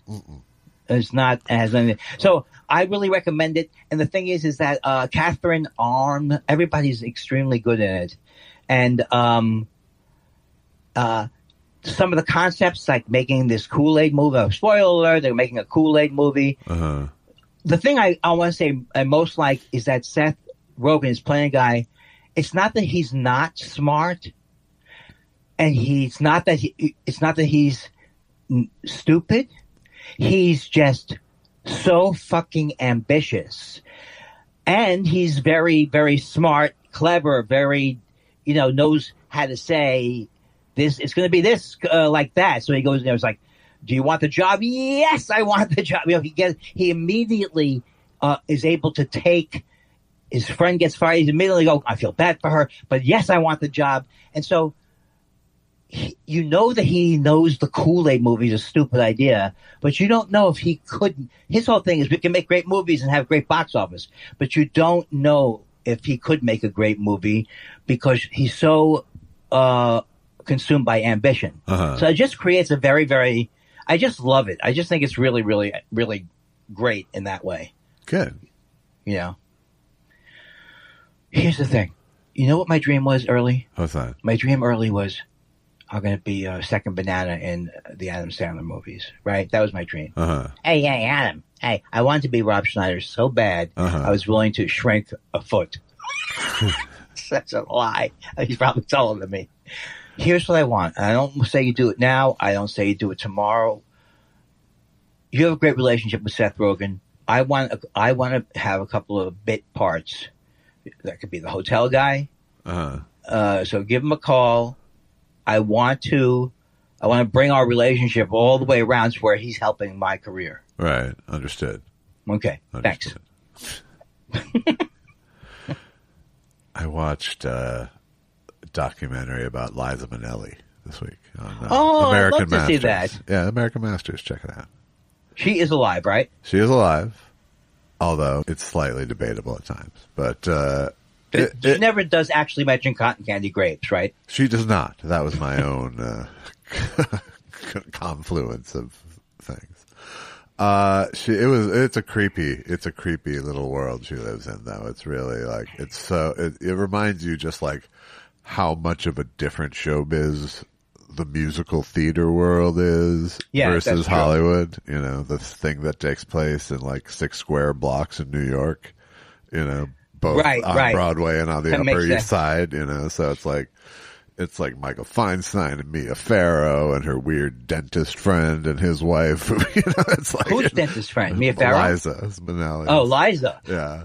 So, but it's just this small, tiny little insular world you feel that she exists in. Was it hard to watch because of that? It wasn't like hard to watch, but it was like, so it had this very, dusty, musty apartment smell to it in general. You know? Right. So you felt like. Let's see if you I understood get what you're saying. Is that you feel the eccentricity on the. The eccentricity is overwhelming. Yeah, and just the vibe is this singularly theater gay, right. Overly decorated vibe. And let me preface this by saying that I happen to love Liza Minnelli. I don't know much about her. Yeah. But I loved her in The Sterile Cuckoo, which is an amazing movie, and I loved her in Arthur. Uh-huh. So I think she's a great actress. I don't know as much about the singing because I haven't listened to her sing. I like Judy Garland a lot, and I used to hang out with her and jam.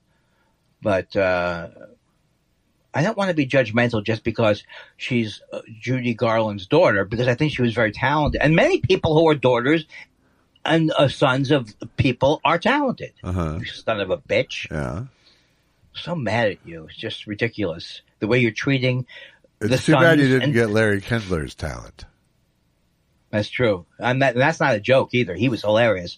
Oh, one more thing I'd like to recommend. I have the audiobook for Ione Skye's memoir. It's not memoir. I mean, whatever you call it when you. It's not. Yeah, it's really good. Yeah. She reads it. She has a great voice, and it's really, really good. And I'm only like 2 chapters in. I don't know what kind of fucking bizarre, weird show goodwill tour you are on with celebrities right now. Seth Rogen, he's the king. Liza Minnelli, I love her. No one shouldn't speak bad of her. Hey, Ione, listening to the book. Am I being obsequious? Yeah. I finally realized how you can talk not over someone, but how you can insert. You let the other person. I'm not saying I've done this before, but you kind of let the other person talk, then you get in. Right. As opposed to Freight Train. They used to call me Freight Train Freddy when I first did TV. The technical phrase for that is a little back and forth. Yeah, it's true. It's true. But I am, it's like you gotta take the great of like all the great geniuses, Bob Dylan and John Lennon, whoever I am pretending that I'm as good as. You have to take the good with the bad. Bob Dylan was grouchy. I'm grouchy. Picasso was rude to women. I like that you go completely over how horrible Picasso was to women and just go to the self-aggrandizing part. When are you going to come to this goddamn Friday thing? Did you see me? I retweeted something. I reposted it, and I made some hilarious comment about get your questions in. I'm starting to feel like I'm running.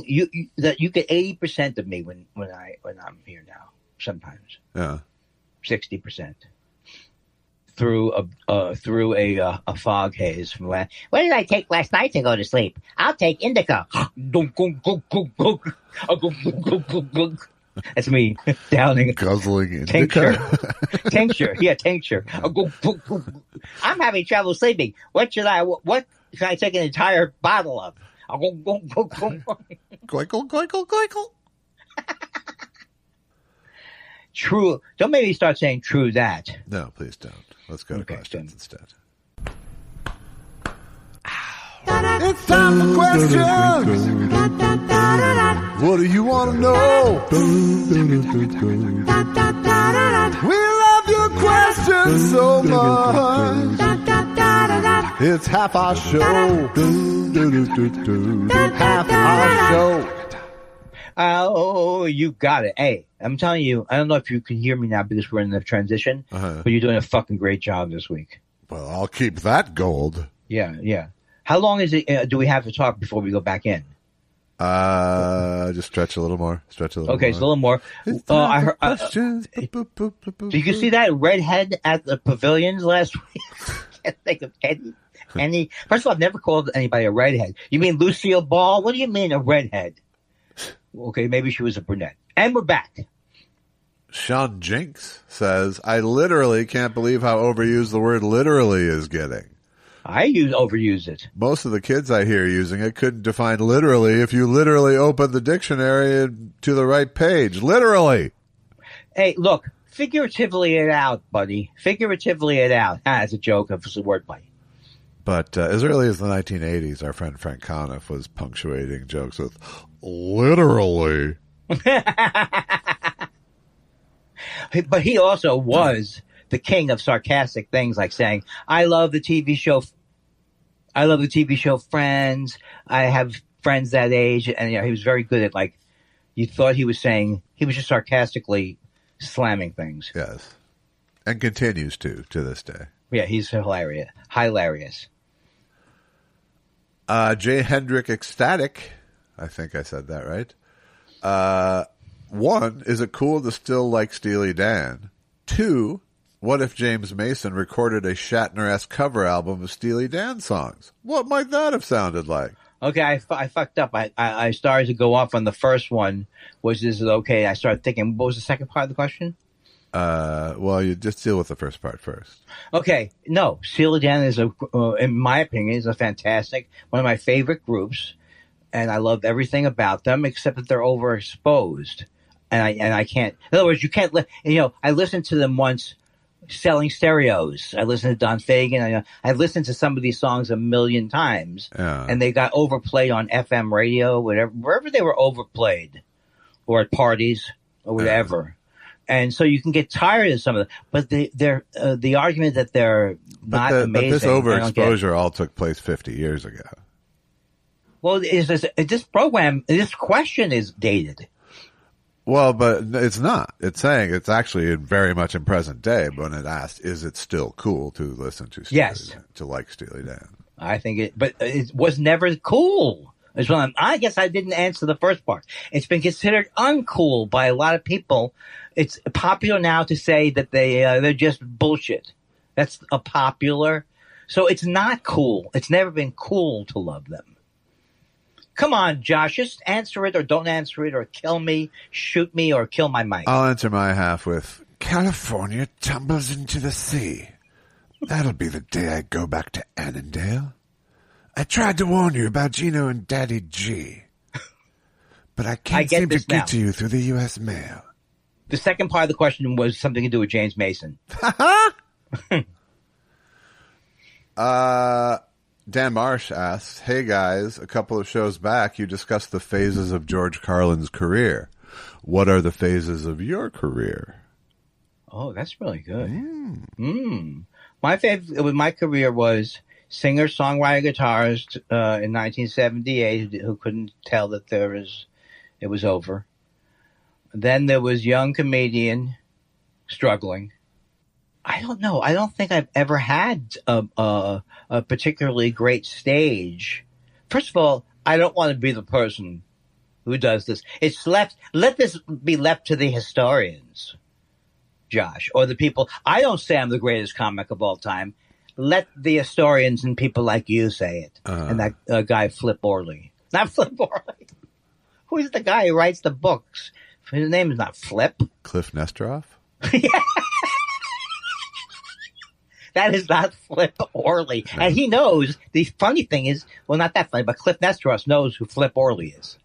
That's why, because he writes about comedy. I think he was a magician. Not his birth name, I'm guessing. And then I overdosed Wednesday on morphine.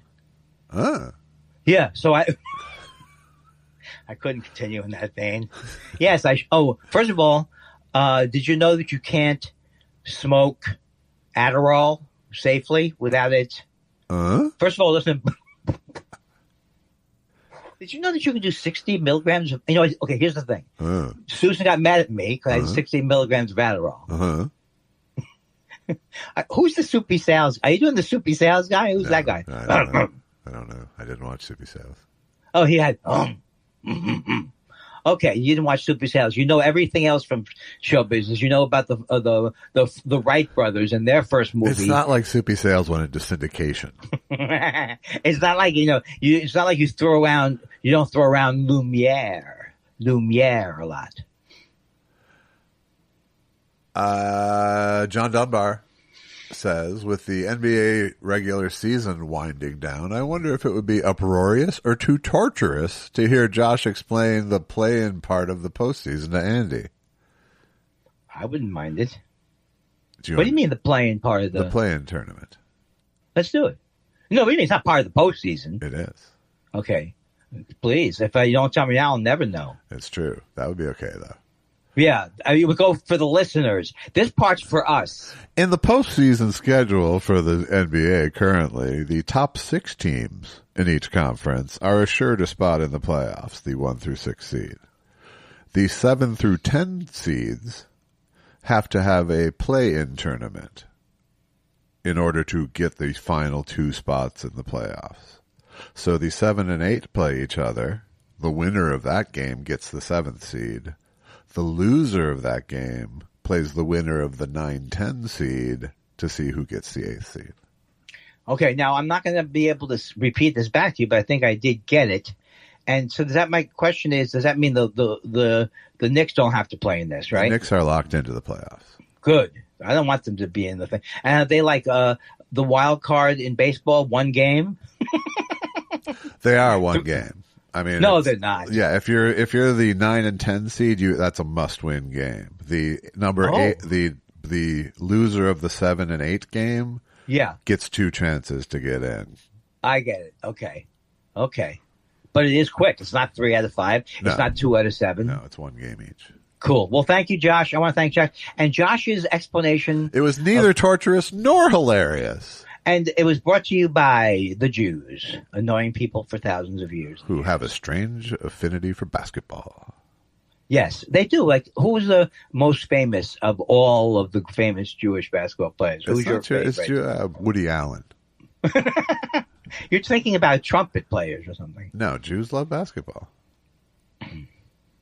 Because they want to get the quarterback? That's not the joke at all. No. Boy, was that a high-quality joke. Forget that it's insulting. Wow. Jews have big noses because air is free. Come on, people, pick it up. What are you, Benny Hill? Wampus Reynolds says, I just learned there's a frozen yogurt shop in Sherman Oaks named Humphrey Yogurt. How have you guys not addressed this? Can we get a live remote from there? I have addressed it. I have done a joke about Humphrey Yogurt. I don't remember what the joke is right now, but it was a But it wasn't good. It was like another scoop it again, Sam, or something. I've already addressed it. And if you go back into my Twitter and you put Humphrey Yogurt in there. Just enter in hat on a hat and you'll find the joke. Is that what it's called? Huh? Is that the way they call it in vaudeville? Yes. Put the hat on a hat? Yes. Okay. We need a blow. Oh, you know who else is good? That I didn't really. I have mixed feelings about him because he looks like a bully in real life, but I'm sure he's not a bully in real life. Ike Barinholtz is very, very good in this as the schmuck, and I have not seen him in a lot of things. I know he does stuff with Mindy Kaling. I don't go in that direction. By the way, when it comes to the frozen desserts, you prefer the Yogi Berras, right? Time for my yogi. It's not just that you came up with it; it's that you performed it beautifully. Thank you very much. Here's one that Andy answered already online. Oh, that did seem like wrong, but I thought it didn't completely. We can still revisit it. Electric Chimp says, if it hasn't been done already, sorry for not knowing, how about comedy-enhancing drugs? From caffeine and alcohol to pot and the hard stuff, what are the ups and downs of comedians improving their performances with substances? It's a process of diminishing returns is what I have found. But like the fact that I smoke 3.5 days a week and don't smoke 3.5 days a week, the joint I'll smoke on the day in, I can kind of write comedy on it, have a lighthearted thing. And then as the week goes on, the effect of the pot becomes less stimulating that way and just becomes more of a calming device. And cocaine was a horrible drug, and people did. And Rich Scheidner famously had that great routine about how people do cocaine to write ideas, but it, just doesn't. And what else? I know hard drugs would be. I think cocaine kind of is a hard drug. But you're a Red Bull motherfucker, is what you are. I used to be in the old days. I used to be, but that's before I took Adderall. Yeah. I used to take a thing in the 80s, ephedra. It was widely popular, and I've talked about this before that I didn't know it was highly caffeinated, and I would take 6, 7, and order a pot of coffee from room service, and then I realized they took it off the market, but it was very good, very, very good. But Adderall is much better than those things. But you're using it for speed. You aren't using it as a medication for ADHD. I mean, you're actually you. Are you bringing into question my entire Adderall use? You know what? This argument is going to have to be shelved. I can't get into this argument. First of all, I don't want anything you say to feed into this Adderall shortages, or you go, people who take Xanax are going to collapse. I don't want to. I don't want to argue about this because I need my Adderall, and you're going to try and convince me it's not good. I don't really give that much of a shit to try to convince you of anything. You know what my Adderall's like. The last endeavor I would ever try to take is getting between you and drugs. I'll bite your hand off. Why did you bite his hand off? It just seemed like he was coming from my hydrocodone. I've spoken of it before many times. My method with stand-up is coffee up, beer down. That's very true. Recently, I've been using coffee more in a targeted way, like drink a couple of cups in a half hour, an hour. And I do feel like when you concentrate it that way, I can write from it. I use it in a targeted way too. Like first thing in the morning, I'll drink it. Yeah, what do I feel like I'm with Red Skelton tonight? Or today. When did you turn into Shecky Petunia? Great. Lonnie, what can I say funny about Lonnie? Your impression of Burt Reynolds is just very far off. Real good. But he did kind of think he was like Rickles. Don't you think that he was influenced by that kind of thing? No, absolutely. He had except he thought he was funnier, probably. I just can't get past the Ricklesness of your noises, I guess. I have terrible, I don't do good impressions, and I just have to face it. Not now, but years from now, I'll look back. Mike Parrish says, hey guys, recently I was high in the candy aisle, ruminating on which gummy bears to buy, when I saw and sneered at a pack of Russell Stover stevia-flavored fruit chews. Andy, since you got bit by the beaties, have you found sugar-free candy that is any good, or is it all pure dreck? I don't do any kind of stuff like that. I was doing all kinds of stevia-flavored ice cream. I had this jerk this jerk off near me. They said, "I'm making some ice cream." So he brings over his crap.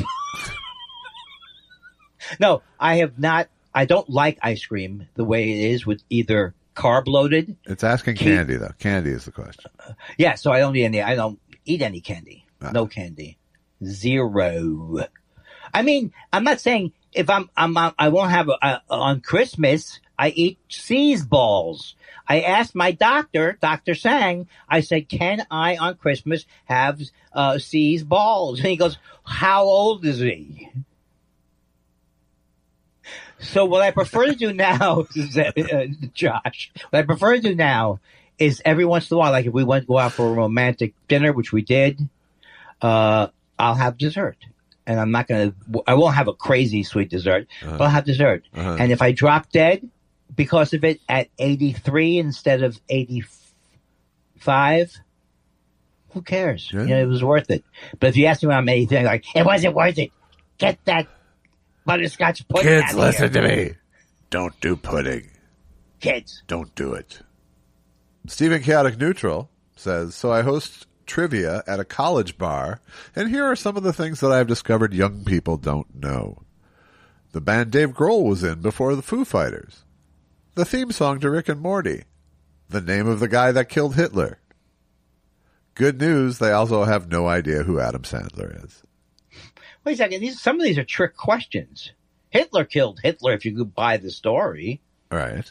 They don't know that, is the point. And what was the first questions? The band Dave Grohl was in before Foo Fighters. I don't even know that. Really? Oh, you're talking about Nirvana. Uh-huh. Okay, I'm sorry. I didn't realize.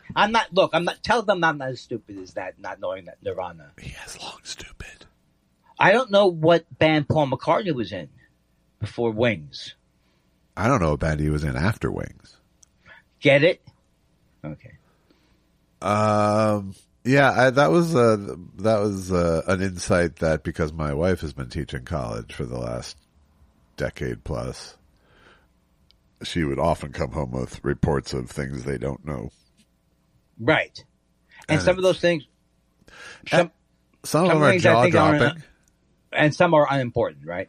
Well, I would say a vast majority of them are unimportant in the grand scheme of things. But the jaw-dropping ones are ridiculous. But it's still, they're indicators of a greater lack of knowledge, certainly. Yes, which isn't good. I had not support of people not knowing who the president is or any of that stuff. It's, but it's the Beatles songs thing. It's like, are you expected to know songs from 60 years ago when you're 18? You shouldn't be. No, you shouldn't be now. No, I did, but you did. But I was trying to impress people 10 years older than me.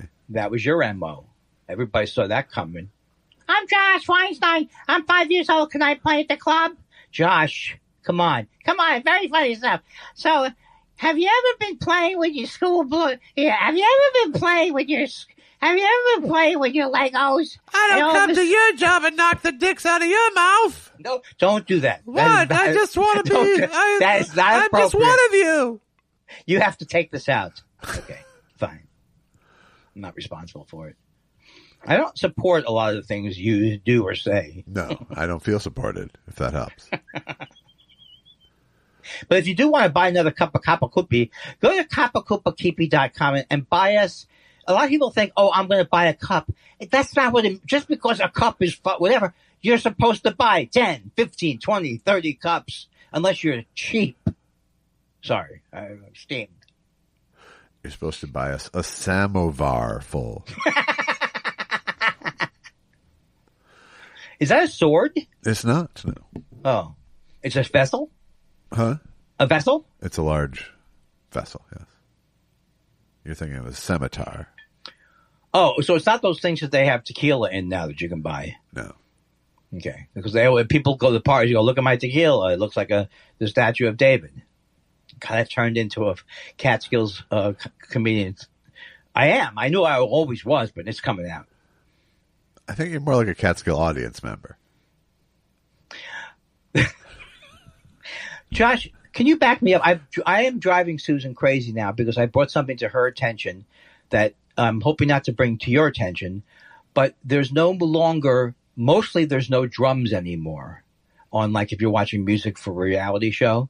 It sounds literally like ping pong balls being ground up in a blender. Uh-huh. That's what the judge. That is what that instead of drums. Remember, like Buddy Rich. It's now. Oh, drums. Okay, yeah. What did I say before? Well, you were explaining drums. Do you know to what me. the sound is? You were explaining drums. That's my. But can you figure out what I'm saying by the description of it? It's like it's like a shallow music. What is it called when it's like the first day that they had Moogs or Moogs. Right. You know, like it sounds so phony. Yeah, they are electronic sounds. Like, but Right. it's not. It's. I don't think it's that. I don't think that's. Can you do it? No, because For me? No, but I just know it's not that. Tell me. Okay, ask me. Give me one more chance to do the my favorite impression. Come on, you ready? Please bring it on. I'm gonna warm up. All right. They look like dress pants, but they don't. Yoga pants. They look like. That's what you say. Truly, there is Worst. no way that anyone could even have guessed the hemisphere of that. That was when I was the impressionist. It was guess the impression. Remember, nobody could ever figure out what I was doing. No, I'm not doing Dylan. I'm doing someone like Dylan, but not as good. All right. I'm doing Dylan selling yoga pants. They look like, because you say like. So am I doing that right? They look like. No. You said No. add all the things in there. No. You know what? You're mocking me because you have golden throat. You have a golden pipes. Uh-huh. And and instead of saying, I'm going to help my little buddy get a lot of voiceover work like he used to get when he went out for voiceovers. But let's bring that back. Let's bring that driving to Century City to not get a voiceover. Let's bring that back. He looks like an asshole. He's not. He's just wildly insecure. Because when you're eating burgers, you're eating burgers. You're not eating non-burgers. What are you talking about?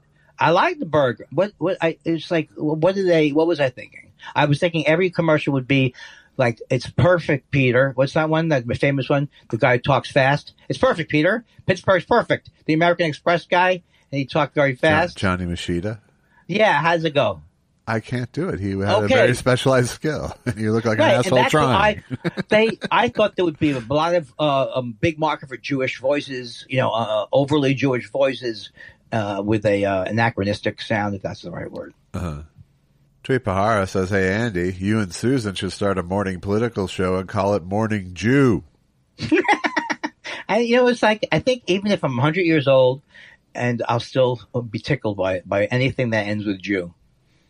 Tree Pahara also asks, is this a racist or a fat-shaming joke?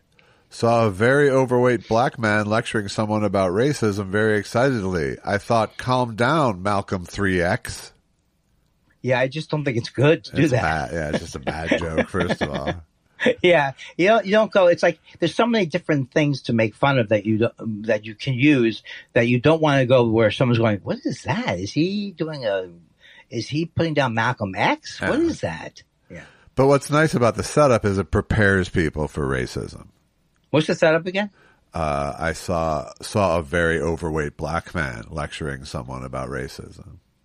That is just a terrible premise. I want to say that right off the bat. That's a premise that's looking for trouble. I'm glad you asked us. Yeah, I'm glad you tried to workshop it here. Yes, because it looks like it doesn't sound like a good premise, and where it's going, I don't think you want to go. Oh, I'm sorry. Is it quadruple X? I mean, how are you going to tag it when people don't laugh and they race to the stage? Right. Daisy Petunia commented, I was watching a documentary about Elton John and Bernie Taupin, and old Reg has more looks than a warehouse full of defunct magazine issues. Bernie was not a fan. That said, I watched Elton's farewell concert last fall from Dodger Stadium, and now I look up and the guy's on SNL 51 this week. How can we say goodbye if you'll never leave? Well, I got lost at the beginning of this question. Who's Reg? That's Elton John's real name, Reginald Dwight. Okay, so what are they saying about the early Reg? Is he making a comment He's about saying he didn't like the flamboyant costumes, apparently, Bernie. Oh. In other words, he wishes that... Well, look, before I knew anything about Elton John. I didn't know anybody was gay when I was growing up. Paul Lynn, we knew nobody was gay. They were confirmed bachelors. But even before that, having been introduced to Elton John through Tumbleweed Connection, I was kind of put off when he started to get more, but I didn't know it was gay. I just thought he was more like bigger than boop. He was putting more of a dazzling show. But that being said, you thought it was more of a showbiz gay, like Liberace, that you can't really tell. That's right. And the thing is that obviously this is wrong because all of his, even though I wasn't into Captain Fantastic, although I am now. But back then I was like, why is he calling himself Captain? It was like I had no idea of anything that he was gay or anything or that he might be. So, but why the point I'm making, why does it matter? Because his music, even though he did become very performative, like sometimes over the top, his music remained amazing, regardless of how he decided to perform it. He was doing great songs. He may still be doing great songs. Yeah. Yeah. That was never a part of my fandom of Elton John, was his flamboyance necessarily. Like, it was much more of a radio liking than a video liking of him. Right. Right. But I get it. But I've always been kind of amazed by the division of labor with Toppin and John, and like how do you write all those lyrics without having a fucking tune in mind? I don't understand. Oh, is that what he did? No, everything he does is just send Elton the lyrics, and Elton sets it to music, but they don't collaborate on it. Oh, they don't collaborate other than that. Wow. And that's so odd to me. It works so well because I think that he is Elton John's alter ego, kind of, that is how you don't know that it's Bernie Taupin talking because Elton John loves his lyrics, and it sounds like it's so weird because if you don't, I have never written a song with anybody, so it's weird to think of. I'm not saying a famous musician, good, but you wrote with Jack Tempchin. I did write with Jack Tempchin. That's true. But in general, yeah, I did write. I have collaborated with people, but the idea of what you're talking about is remarkable, and it must have worked from day one. Yeah, absolutely. Robert Hunter is similar, I think, they're both incredible lyricists. I like Robert Hunter better. I don't know, better. They're both great lyricists, Bernie and Robert. But Robert was kind of hanging out, playing music. He was kind of with Garcia and the band. Right. So he, you could see more how it came out directly related to the band. Whereas Bernie Taupin, well, how about this? Does he know the subject of the song? Like, about Marilyn Monroe? He knew it would be about Marilyn Monroe? Or did he say this is a pretty song or he came back with Marilyn Monroe? Just take me off. Take me off. Well, no, I mean, Bernie wrote the lyrics. It was about Marilyn Monroe, and then sent them to Elton John, who sent them to music. But it was like I would like a song about Marilyn Monroe. They both agree. I don't think so. It was all Bernie. Yeah. Fuck that Bernie. I never knew that. Isn't he Jewish? Only because he's named Bernie. Wow, that's great. Delicious Mix says, what country would you hate to live in and why? Andy, don't just say Australia because it's where I live. Peace and love, gentle boys. What country would I like to live in? Hate. Oh, hate to live in. I would hate to live in Russia, I would say would be my number one. And then also Hungary, any of those Nazi, where there's a high concentration in of Russia, Andy boos audience. That's true. In America, audience boos me, right? Mm-hmm. Good. Glad you. I'm just glad you constructed it correctly. I did. Roger Oaxaca says, can you both describe your most recent bout of uncontrollable laughter? Keep up the good work, fellas. Go Bearcats. It's with Susan because we haven't been going to meals and stuff. We could have uncontrollable after we're going to a meal, hanging out. But me and the wife have uncontrollable laughter. Yeah. Yeah, because I'm with her all the time, and she's very funny, and you develop those bits that are classics in the family. She'll put one of the things she does that is so fucking funny. She doesn't put a lampshade on her head. She puts the lamp. Wow. It's very funny. Very funny. Very funny. My most recent bout of uncontrollable laughter was being tickled as an infant. Is that true? No, I've probably had one since then. But and we have talked about we talked last week about how I could stop laughing from being tickled. Yeah. Think of the JFK assassination. And I think everybody should find something. That's when I called you a big fucking weirdo. Yeah, and I think that was a tribute. I think you were saying it with love. Yeah. Catherine7234 says, I know Andy doesn't have a dog, but if you were to adopt, what type or breed would you get? I adopted a puppy recently. She's a Boston Wawa, 50% Boston Terrier, 50% Chihuahua, and 100% a delight. Well, I think to me, that would be a great. I mean, now that I'm on board with the Chihuahua, the comedic elements of Chihuahuadom, and I already know of the sort of comedic elements of Boston Terriers, so I would think combining them makes for a very funny dog. Yeah. Yes. I think in general, this is a question you can more speak to since I don't know many dogs, but I'm probably going to. But when you fantasize about having a dog, which we all know you have, what is it? What are you fantasizing about? Well, the sad thing or the happy thing is when I'm outside, almost every fucking dog makes me happy. Just watching them walk down the street. It's the most hilarious thing in the world to me. Time a dog yawns or looks over here or whatever it is, it's just the cutest. So in that way, I haven't seen any dog I haven't liked, but I'm not going to get I wouldn't get a little like, wah, wah, wah, wah. So I used to think I wanted beagles, purebred beagles, but the temperament is not what it is, what I thought. I used to want Cocker Spaniels. I don't want Cocker Spaniels. And now because Susan needs something hypoallergenic, then I am like the poodle kind of mix type. Poodle and I can't remember the other name of it. Bijou. I don't know what I'm saying, really. It'd have to be hypoallergenic, and it'd have to be kept at a different house than where we live by a crew of people. Right. We go over there occasionally. Get him out of the house. It'd be us. I don't want him in the house. We have a condo, Andy. Stay out in the hall. That's not nice. That's not nice. I'm not a nice fella. I'm already sad for your imaginary dog. I would get a cat. Just like I'm sad for Jack the dog in the song The Wait by the band. Those lyrics, if you go down the road with those lyrics and you try to figure it out, it's a fool's errand. It is. And yes, it's biblical, it's this, but they're very high during it. They're on purple acid. Buscati Jones says, what is it called when a comic bombs on a ship? A cruise missile. The only thing about that is you never want to use that joke because it would require you being on a cruise ship. That's true. Oh, no, I guess you could do it about cruise ships. That's true.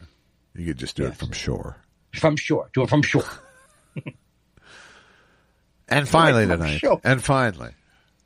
Josh and Andy. Why are you saying tonight? It's today. Okay, sorry. Josh and Andy, besides music or cooking, are there other outlets for your creativity? That's just mean. That's really mean. Because I also enjoy avoiding watercoloring. I think watercoloring would be the big thing there. I do love any kind of drawing. I like with the fancy pencils. What else do I like to do? Nothing that involves walking anymore. Nothing. Yeah. No more walking. Welcome aboard. Yeah, exactly. Is that what you say to people?